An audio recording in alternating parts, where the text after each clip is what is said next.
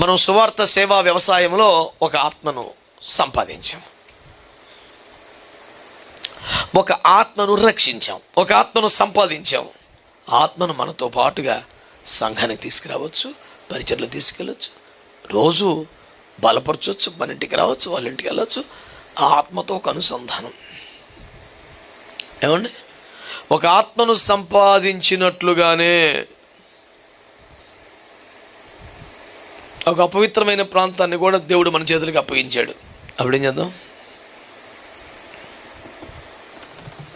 అంత సీరియస్ చూడకర్లా, ఓ బార్ షాపుని దేవుడు మన చేతికి అప్పగించాడు. ఏం చేద్దాం?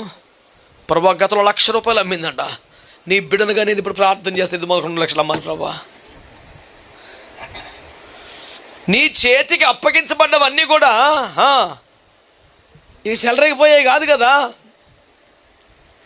ఎరుకో విషయంలో దేవుడు కొన్ని అది శపితమైన పట్టణం, అది పాపిష్టి ప్రాంతం, అది అందులో ఏది మీకు అంగీకారం కాదు, ఏది తీసుకోవడానికి వీలేదు